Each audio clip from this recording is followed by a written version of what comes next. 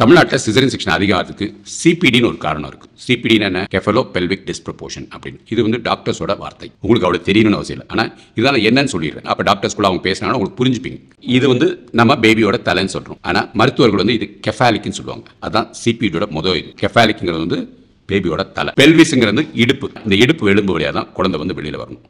So இதுக்கும் அதுக்கும் ஏதோ ஒன்று பெருசாக இருக்குது, ஏதோ ஒன்று சின்னதாக இருக்கா தான் கருத்து. ஆனால் ஒன்று மறந்துடுறாங்க. இது வந்து ஒரு பழைய டெர்மினாலஜி. அது இப்போ யாரும் பேசுறதில்ல. இறைவன் அவ்வளோ அழகாக நம்மளை வடிவடைச்சிருக்கிறார். பேபியோட தலை காமிக்கிறேன். பேபியோட தலை இதில் எப்படி இருக்குன்னு பார்ப்போம்.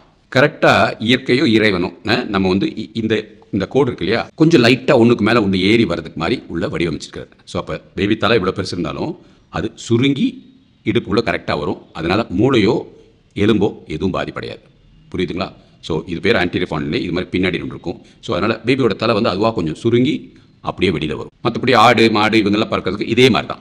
ஸோ தலை வந்து ஸ்கேனில் வந்து 10 சென்டிமீட்டர் இருந்தாலும் பிறக்கும் போது அது 8 சென்டிமீட்டரோ 9 சென்டிமீட்டர் மாதிரி சுருங்கி அதுக்கு தகுந்த மாதிரி.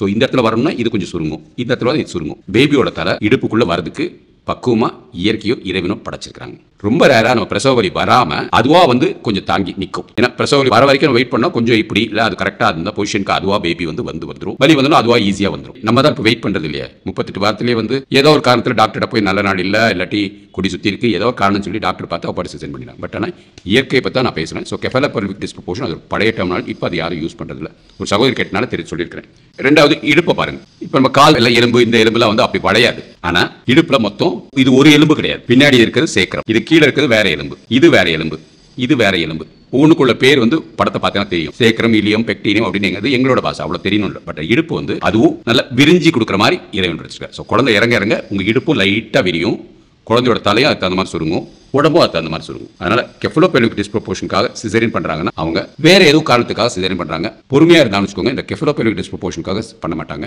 ஒரு 10% வந்து குழந்தை தலை மாட்டிக்கிச்சு அப்படிங்கிற மாதிரி இருக்கும். அது இவங்க சொல்ற வார்த்தை கெஃபலோ பெல்விக் டிஸ்ப்ரொபோர்ஷன். பட் கெஃபலோ பெல்விக் டிஸ்ப்ரொபோர்ஷன் ஒரு பழைய வார்த்தை. அதுக்காக சிசேரியன் பண்றது மிக தவறு. சுகப்பிரசவத்தை அதிகப்படுத்தணும்னா இந்த மாதிரி உள்ள உண்மையான சிந்தனை மருத்துவர்களுக்கு இருக்கணும், செவிலியர்களுக்கு இருக்கணும், மருத்துவமனைகளுக்கும் இருக்கணும், அரசாங்கத்துக்கும் இருக்கணும். எல்லாரும் சேர்ந்தாதான் உங்களை மாதிரி கர்ப்பிணி பெண்களுக்கு சுகப்பிரசவத்துக்கு வாய்ப்புகள் அதிகப்படுத்தலாம். இந்த வீடியோ உங்களுக்கு பிடிச்சிருந்துச்சு இல்ல அக்கம் பக்கத்தில் யாராவது கர்ப்பிணி இருக்காங்களா, தயவு செய்து ஷேர் பண்ணுங்க. அவங்களுக்கு தெரிஞ்சிச்சுன்னா மருத்துவமனையில் பெரிய தவறுகள் இல்லாமல் சுகப்பிரசவத்துக்கு ஒரு வாய்ப்பு இருக்கும்.